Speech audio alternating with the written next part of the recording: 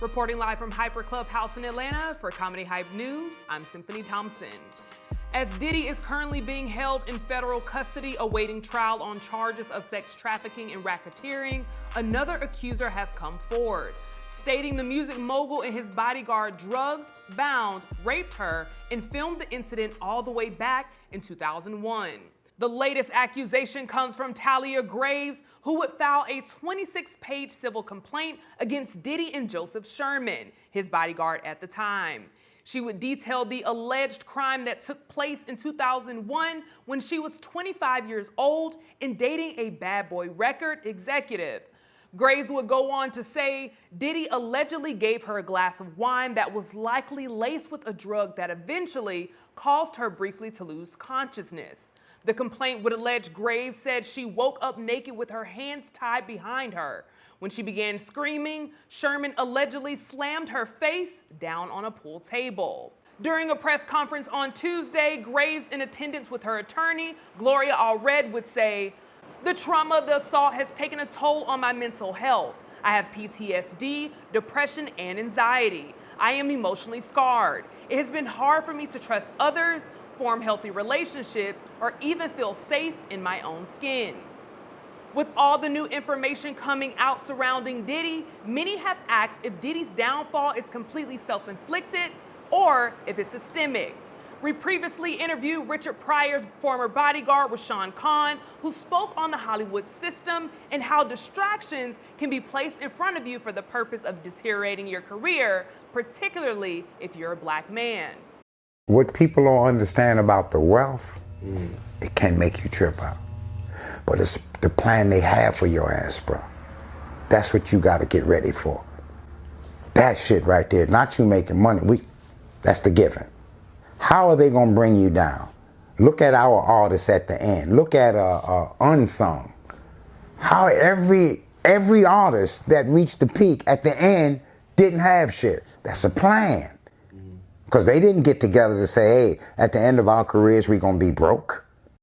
Now, aside from Cassie Ventura, who was the first public figure to file a lawsuit within the new wave of accusations, BBC would list 10 others who have since come forward with their own claims.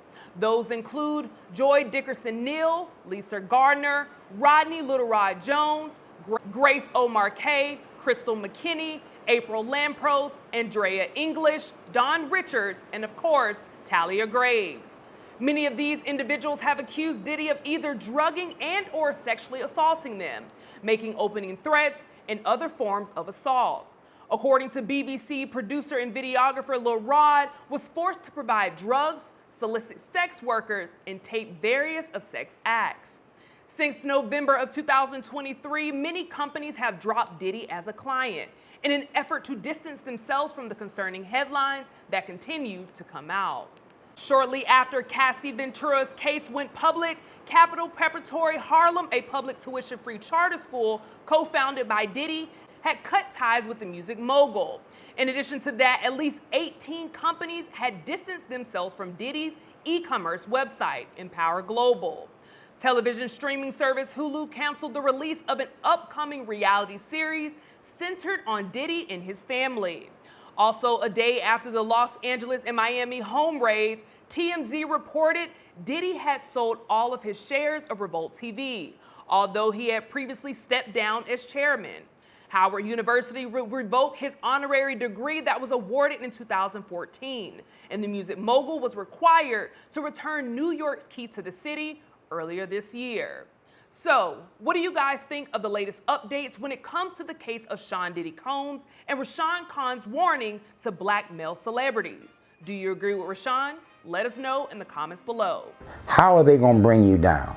Look at our artists at the end. Look at Unsung. How every artist that reached the peak at the end didn't have shit. That's a plan. Because they didn't get together to say, hey, at the end of our careers, we're going to be broke. Stay up to date with the latest news and comedy by subscribing right here to our YouTube channel. Check out Hypers Club for all your cool and original merchandise and content. And for our YouTube viewers, if you like this story, send us a super thanks by hitting the button below, and you can tip us what you want to show your support. Reporting live from Hyper Clubhouse in Atlanta for Comedy Hype News, I'm Symphony Thompson. Did y'all enjoy that? We've got so much more for you at hypersclub.com. Our exclusive interviews and backstage content gives you the chance to feel a part of the club. So what are you waiting for? Come on and join.